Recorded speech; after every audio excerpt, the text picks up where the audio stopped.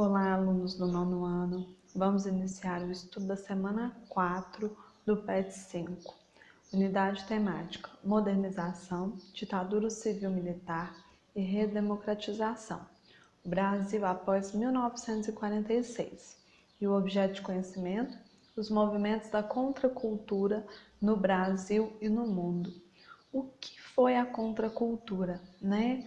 A contracultura foi um movimento da juventude mundial brigando contra as divergências sociais ocorridas por causa do capitalismo, da sociedade de consumo e também brigando contra a apatia que eles pelo menos pensavam existir nos próprios pais. Porém, essa juventude se esquecia de que seus pais haviam vivido as guerras e também a crise de 1929 e por isso ter um emprego, casa e oportunidade de comprar bens materiais e alimentos era uma possibilidade ótima e para ele estava tudo bem. Mas para a juventude a partir dos anos de 1950, isso não estava certo. Haveria novas maneiras de viver e de viver melhor do que as pessoas estavam vivendo sob as determinações do capitalismo vigente. Além disso, outra grande crítica dos jovens dessa época é contra o imperialismo empreendido ainda pelas nações da Europa e pelos Estados Unidos na própria guerra do Vietnã. Então, gente, como que essas críticas dessa juventude de 1950 refletiam na sociedade da época? Refletiam a partir de movimentos como os hippies, que usavam roupas coloridas, achavam que usar drogas os levaria à expansão da mente e assim à oportunidade de conhecer coisas novas, mas também a partir da organização de comunidades autossustentáveis e que não dependessem do capitalismo, certo?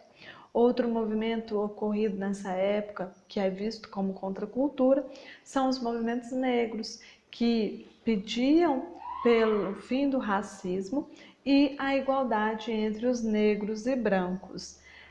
Outros movimentos ocorreram na época a esse mesmo modo de ver e na tentativa de organizar uma sociedade mais igualitária, mas também de fazer uma fraternidade entre as pessoas.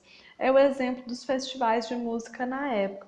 Então nós temos o Festival Primeiro de Monterrey, ocorrido no ano de 1967, na Califórnia, e nesse festival foram recebidos cerca de 50 mil pessoas, certo?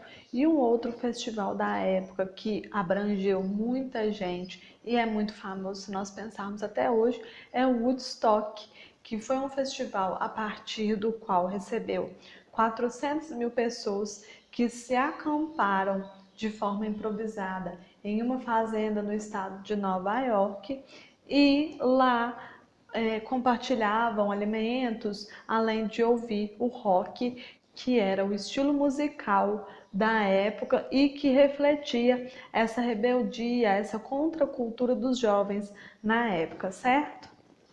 Outra característica interessante dessa época é a integração da mulher no mercado de trabalho e também o surgimento dos anticoncepcionais.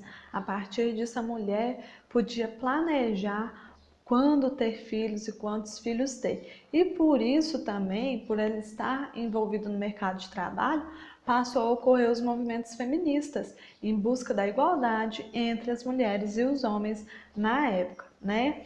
Com isso, gente, o que a gente tem? A gente tem um panorama a partir do qual os jovens são os consumidores, mas também colocam à sociedade da época o que eles verdadeiramente querem.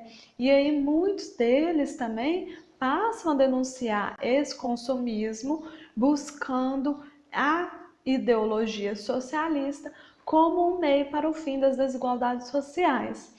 Outra característica é o vegetarianismo, surgido na época, para mostrar que os animais não deveriam ser comidos e aí apresentar, né, uma necessidade de cuidado maior com o nosso planeta.